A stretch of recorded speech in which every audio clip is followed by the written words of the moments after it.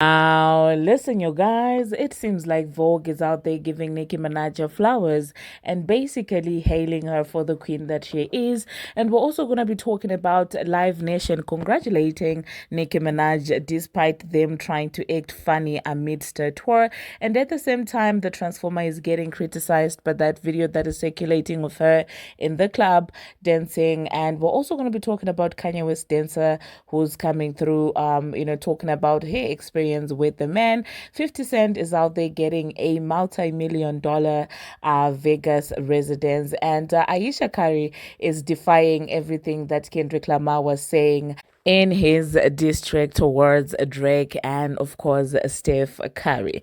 Now, these are some of the things that we are going to be discussing in this video. Hello, tea lovers, and welcome to the Tea Plug. I trust you guys are doing well, and I trust you are doing great. Personally, I am doing great, you guys. I am doing extremely amazing. And without further ado, let us dive straight into today's tea. Now, you guys do know that Nicki Minaj is obviously speaking at this Vogue event that we have been talking about for quite some time now. It seems like Vogue is out there giving Onika her flowers in as far as explaining who she is, okay? So she is going to be talking tomorrow, Wednesday, the 16th of October, and from 3:15 p.m. to 3:45 p.m., together with Eva Chen, who is the Vice President of Fashion Meta. And so this is their introduction to Nicki Minaj. They wrote, global icon Nicki Minaj is the queen of hip-hop, a multi-hyphenate mother, a musician, performer, writer, and businesswoman who triumphs at all of them. Yet she is also known for her singular style. Few could pull off a colorful, maximalist, looks, which have taken us from Tokyo to South Jamaica, Queens, and everywhere in between. Eva Chen, Vice President of Fashion at Meta, is in conversation with a woman who has broken so many records, though she's just getting started. When I read that write-up, I was like, that's exactly how you introduce a queen, a record breaker, history maker, an icon like Nicki Minaj. I loved that entire write-up, you guys, okay? And when it comes to speaking at events like this, I'm not nervous for Nicki Minaj, because one thing you can never say about Nicki Minaj is she's illiterate or she sounds uneducated or anything like that. She knows how to act at the appropriate places. With Nicki Minaj, you don't have to worry about her getting on that stage and speaking in baby talk like sha sha sha. She's not gonna be doing that. She knows exactly the right way to behave in certain spaces. She knows the right way to behave in certain spaces. So I do believe that that conversation is going to be very, very engaging. It's going to be very intellectual, because that is one thing about Onika Tanya Maraj. I also cannot wait to see what outfit she's going to be wearing for such an event. Okay, now the next thing that we are going to be talking about, Live Nation. It seems like, well, Live Nation and Nicki Minaj might have forgiven each other. You guys do know that, well, they were called out by Nicki Minaj for trying to seemingly sabotage her second leg of the tour, because she felt like they were not promoting the second leg of the tour, and she felt like it had something to do with that man from Fraudulent Nation. But she has since thanked them, and today they decided to respond, and they said, Gag City forever. Congratulations to Nicki Minaj for proving yet again that she is and always will be that queen. Fourth highest grossing rap tour of all time. Yep, highest grossing female rap tour of all time. Yep, here's to an iconic run. And then they, of course, attached a Nicki Minaj video, of her on tour. And I'm like, this is the type of winning that I want. I want the type of winning that makes even those that are my ops to have no option but to congratulate me. Like, this is literally in your face. No matter how they feel, no matter who's behind them, no matter who owns them, no matter, their affiliations to Fraudulent Nation, they cannot help but congratulate this woman. And oh Lord, hear me. This is the kind of winning that I need in my life. That even your enemies have got no option but to say congratulations. Even your enemies have got no option but to say you are that girl. I want that type of anointing, okay? The next thing that we're going to be talking about, we're going to talk about Nicki Minaj's outfit. It seems like, well, it is making headlines in the Lebanese community because, well, they were featured in a Lebanese magazine where the designer was basically talking about the looks that she was rocking. This particular publication is called the Yasmina, and the headline is Nicki Minaj looks between the boldness, the elegance, signed by Lebanese designer Jean-Pierre Corey. Okay, so it seems like the designer is letting us know that it took him 6+ months and more than 500,000 Swarovski diamonds. Okay, for him to be able to make the Nicki Minaj custom tour outfits. And, just looking at the outfits, you can tell that these carefully curated and personalized for Nicki Minaj. So honestly speaking, I see now why the Anna Winters and people like that are smitten by her when it comes to fashion. And what I like about Nicki Minaj when she does the fashion thing, she doesn't come in bragging and saying, "Oh, look at me, I'm this fashion girly," and things like that. She doesn't, like, even when she was wearing her outfits on stage, she was hardly even bragging about how much it took for them to make that on, or how much of fashion statements these outfits had. So yeah, we love to hear more information about everything related to Gag City. Now, the next thing that we're going to be talking about, the Transformer. You guys know that, well, recently she has been celebrating her birthday. So there's a video of her that is circulating. She was basically throwing her behind in that video, and it seems like some people feel some type of way about her throwing her behind like that, because people felt like, well, for somebody who recently just had a baby and somebody who's going through so much, there are better ways of celebrating your birthday than acting that way. Now, personally, when it comes to that, listen, if this is how she's decided to celebrate her birthday, it is up to her. And I do feel like in her mind, she feels like if she continues doing this, if she's everywhere in the club, over there and over there, in her mind, she might be thinking that, well, that's the way to make, her husband jealous or something like that. If indeed, of course, they're going through a divorce, because, yeah, that's what it is giving right now. But if that brings a healing, so be it, okay? Let me know in the comment section, you guys, what do you think about, a parent of a less than a month-old baby throwing behind like that in the clubs instead of chilling with her kids. The next thing that we're going to be talking about, you guys, we're going to talk about 50 Cent, okay? It seems like 50 Cent is making money moves like no man's business, okay? It is actually being reported that he might have gotten himself another multi-million dollar deal, okay? According to TMZ, they are reporting that 50 Cent has landed first ever Vegas residency and is getting paid millions. Okay, they are reporting that this gig is going to pay him $15 million, and this is for a series of 6 shows at the PH Live inside Planet Hollywood Resort and Casino. And it is also being reported that, well, it will be one of the largest hip hop residencies ever, and it will start off in December with one of the performances being an exclusive New Year's Eve celebration presented by 50 Cent's Spirits brand. Okay, that being said, congratulations to 50 Cent. He really is one of those people who are about their money, and I mean, we love to see that. Now, the next thing that we're going to be talking about, we are going to talk about Ayesha Curry.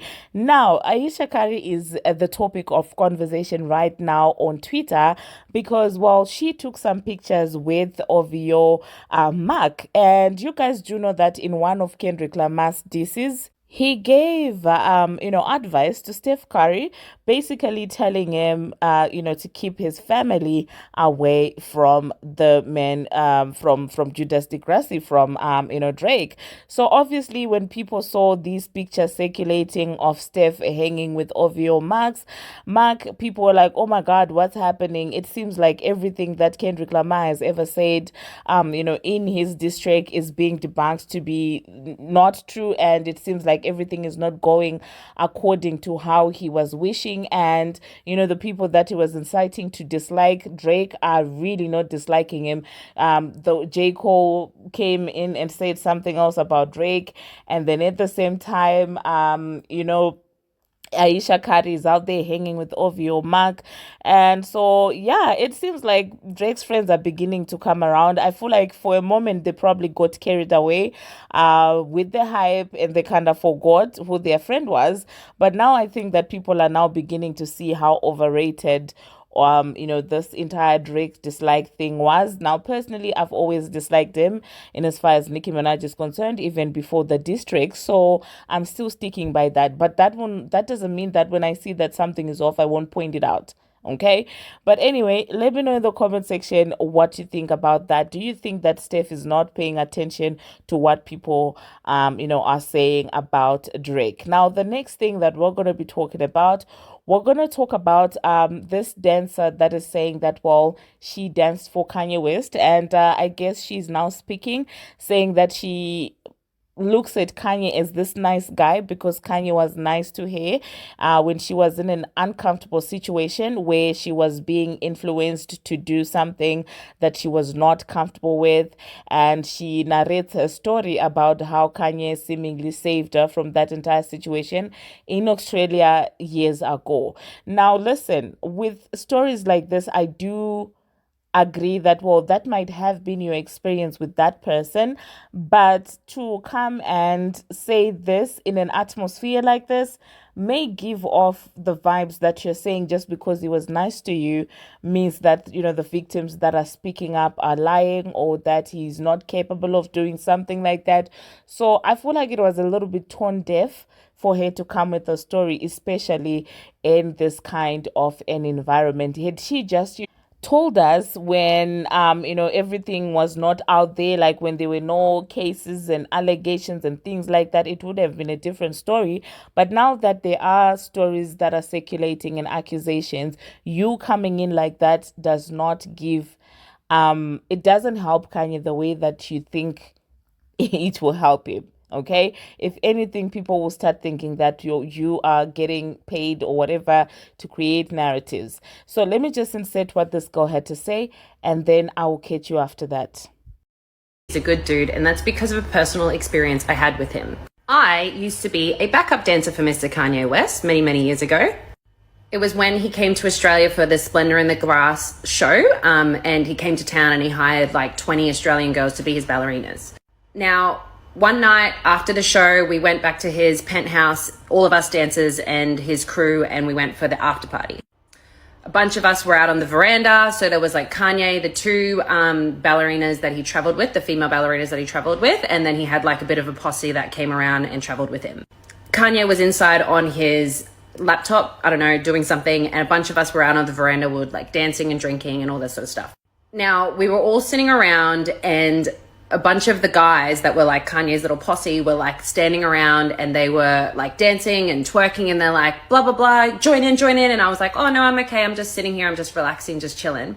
And out of all the girls, I think I was probably the thickest, right? So I don't know, I'm generalizing here, but I think the Americans liked thick girls, and they like were honing in on me. They were like, come on, dance, twerk, come on, get up, twerk, blah, blah, blah. And they were like full on shaking their bum, like trying to like get me to do what they wanted to do. And there was one of Kanye's dancers, she was like grinding on one of the guys, and I was like, oh, I don't really want to do that. And they were all like, it was a lot of pressure. Like I could feel the walls closing in on me. I felt really, really uncomfortable. I kept saying no, and they were like, come on, come on, come on. And I kept saying no, and they kept coming in. And I was getting to this point where I was like, I feel really unsafe here. Like there was a bunch of really intimidating dudes like honing in on me, asking me to like dance and stuff. And then out of nowhere, Kanye literally like burst through them and was like, bro, she said no. And I was like, whoa. And he was like, she said no, so stop asking her to do it, all right? And they were like, okay, sorry bro. And they like backed up, and he like came and sat next to me, and he was like, look, if you don't want to do it, that's fine. Like they're just being to do anything, just have fun chilling. And I was like, oh my God. Like in that moment, I felt really, really unsafe. Like there was a bunch of guys asking me to do something that I didn't want to do, and Kanye told them to back off. So like of all the things that I see about him, at the crux of it all, I think he's a good dude. Maybe he does some crazy, but I will always have a soft spot for you, yay. Well, there you heard that, you guys. Now, do I think that this girl is making up the story? Absolutely not. Do I believe that this could have happened? Absolutely. I mean, I could see Kanye doing something like that, but does that mean that everybody else who's coming out saying all these things is lying? Well, I don't know. That's all I can say about that. I really don't know, but I do believe what this girl is saying, and I do believe that Kanye indeed stepped up for her in this way that she's detailing. Okay, in my own opinion, I do believe that story is very believable in my own opinion. Now, the last thing that we are going to be talking about, we're going to talk about Brittany Renner. Okay, it seems like every single week, okay, she comes up with a video and people go in an entire frenzy. She's doing these videos about her faith. For those of you who do not know, she is a convert. She has converted to I don't know, is it a convert, like what, born again? I don't know the terminology when it comes to Islam, but she's now following the Islamic faith. Okay, and so it seems like people don't fully accept that she has changed and she's this new creature and things like that. So each time she speaks about faith, people come attacking her left, right, and center, detailing all she has ever done in the past and things like that. But I have to say that I've been watching her pages, you guys, and to me, it seems like she really is immersed in faith, in my own opinion, you guys. It seems like she has found peace. It seems like she's calm, you guys, in her faith.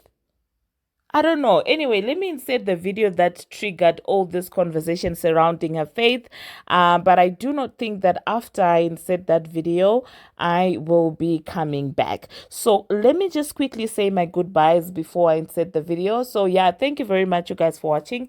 And thank you very much for making it this far. If you have not already, what are you waiting for? Smash that subscribe button and do turn on the notification bell so that you will be notified each and every time that I post. I am really trying to get back on track, you guys. You do know that a lot has been happening, but subscribe, and do turn on, please, your notification bell, because sometimes YouTube be doing the most. Okay, and until my next one, you guys, see you. Islam. I didn't. I am a human with very limited power and awareness. But I have learned that God selects who he wills for his mercy. So let's start there, for those of you who don't think I'm qualified, okay? A lot of you claim to know my life story, why I do what I do. Well, then you would know that for quite a while I've been suffering. When did you notice that my smile began to look like a strain? And when you noticed, did you reach out? Okay. I've been in search of the truth my whole life, looking for some sort of guidance. In the stars, astrology, numerology. But the truth is, the only guidance is God's guidance. And when you don't live for God, you live for others. My life has been a reflection of that. I have profited off my body, beauty, antics, often drunken, giving myself to the world, hoping for something back, wondering why I'm feeling empty, comfortable in my misery because I have known no other way. Mountains were moved in my life. We as humans would call them miracles, but to God, God wills and it is. It's not a miracle. It's another day at the office. At that point, how could I deny the truth? Because when those mountains started being moved, it was only because of prayer and acknowledging our Creator. That was the only difference. Islam is the only religion I've been drawn to. And when I got the call that it was time, I took my Shahada August 5th. Haven't looked back. All I know is utter devotion. So to put the hijab on, to change, it's nothing. Done. Allah has been answering my questions along the way. He called me to this faith for a reason. And I will not question it. You know when people say it would take an act of God? Okay, well, here you have it. And for those of you who are confused, I'm not surprised. Because most of you are double-minded. A man who is double-minded is unstable in all his ways. For once in my life, doing this for me, to be right in the eyes of Allah, to die in full submission to Allah when it's time, is my only goal. In whatever stage Allah calls me to, I would be much obliged to take the well of wisdom that I have acquired with me and to do what I've been called to do. because I have been gifted this platform for a reason and I'm not going anywhere. Okay? Hope that answers some of you guys' questions. And may Allah make it easy for us all. What made you choose Islam?